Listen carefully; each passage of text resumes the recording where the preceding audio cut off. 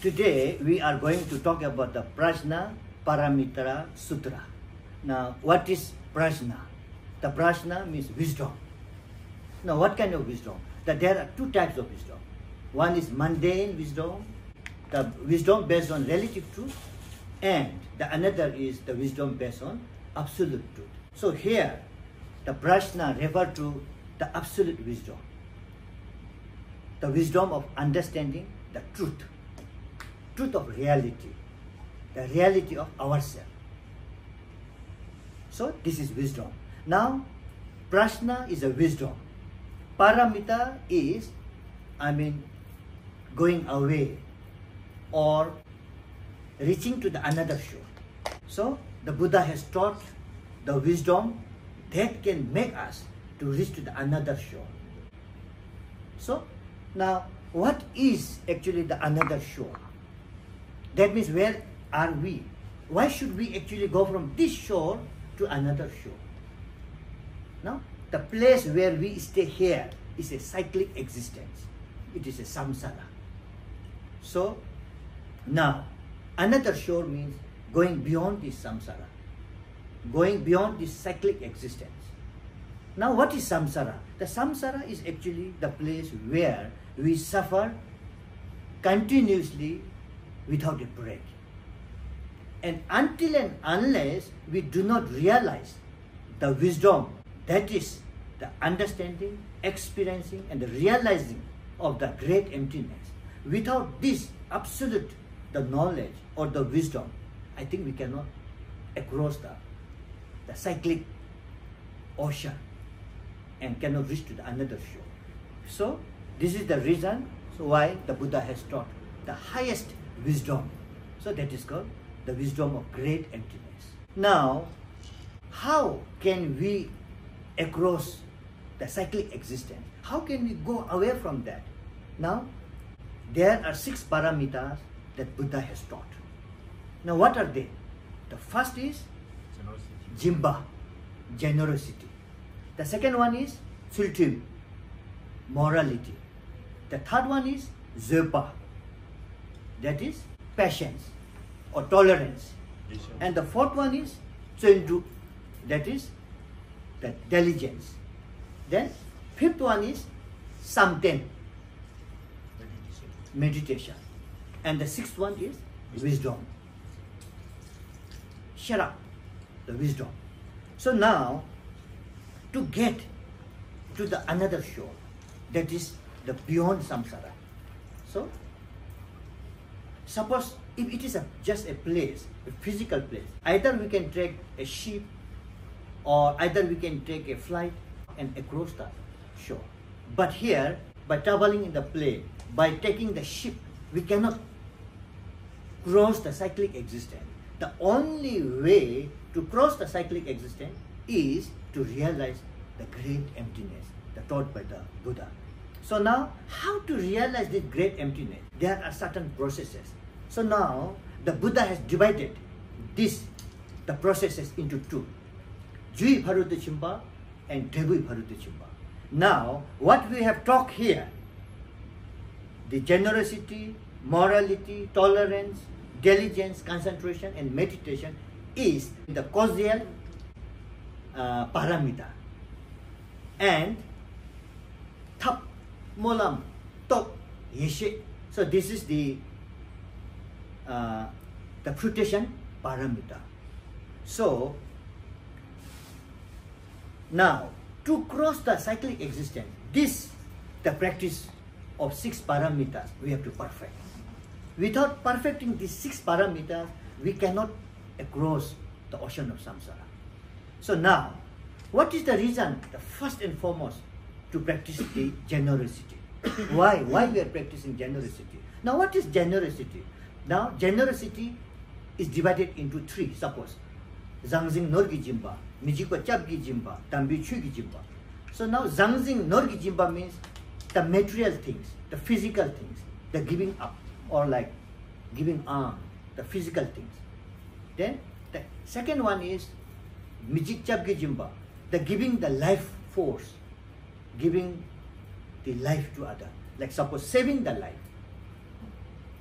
like animals from the slaughter. So this is the second level of generosity. Now third level is the generosity of the teaching of a Buddha, giving a dharma to others. Now by giving dharma, the person understands his own true nature, the reality of life, and then when we understand the reality of life, now what is reality of life? Truth of life is the understanding of great emptiness.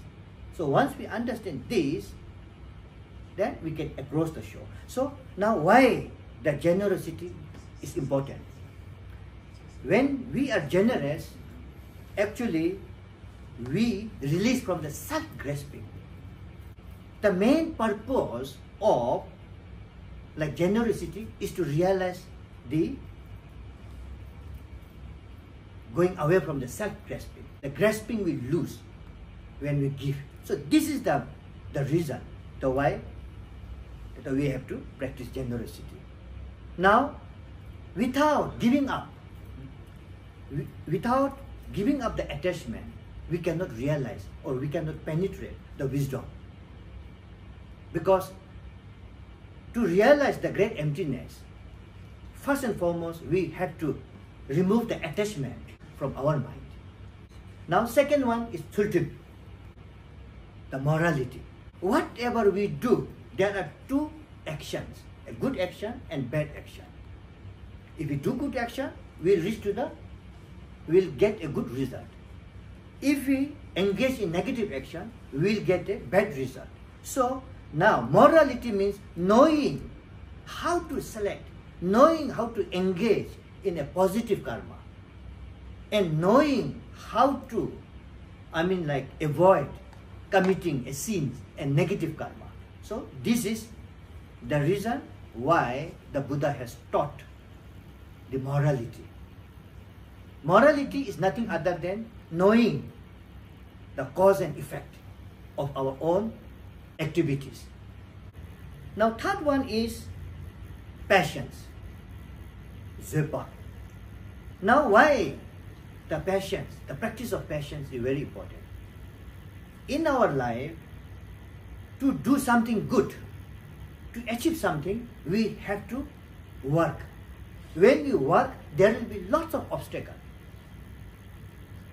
Suppose when we do a generosity, when we are generous and try to help the sentient beings, it is not easy. There will be lots of obstacles.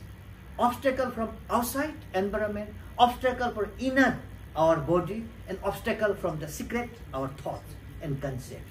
So this kind of obstacle comes. When this obstacle comes, able to tolerate, knowing that you are practicing for achieving the greater cause and the greater wisdom.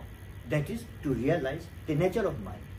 Then the fourth one is Trulku, the diligence. Now what is diligence? When we are doing something good, when we are benefiting the sentient beings, we cannot simply just sit and just think and just imagine to benefit. We have to engage our body, our speech, and our mind to really benefit them.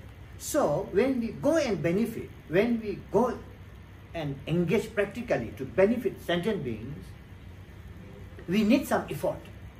We cannot simply be a lazy. So putting effort is called diligence. Then the fifth paramita is samte.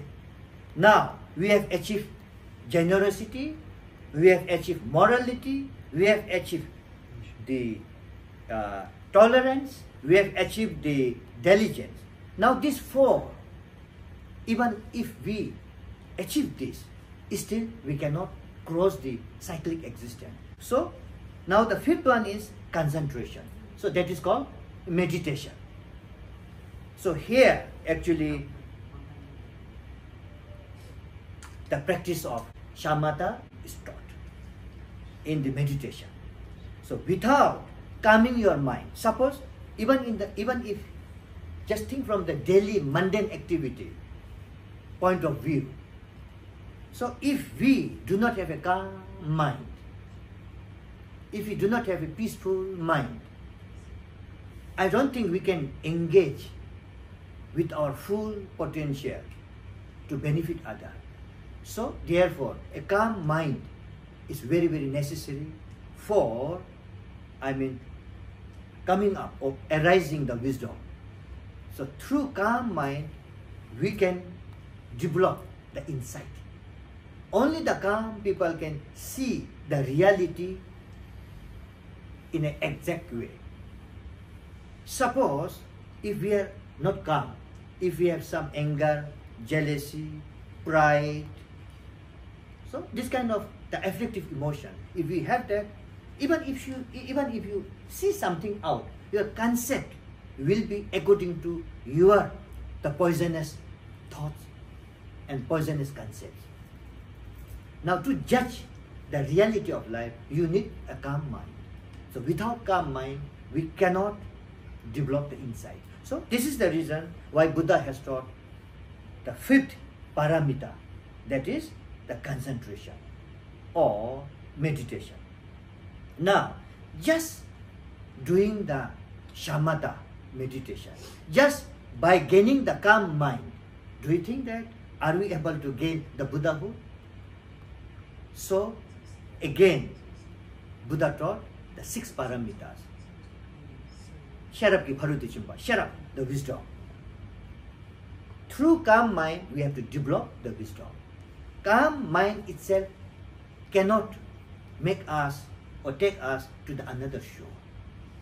So therefore, to get to the another shore, it is very, very important to develop the wisdom of the great emptiness.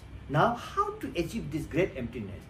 To achieve the great emptiness, first and foremost, we have to understand or experience or realize the emptiness of self and the emptiness of the phenomena.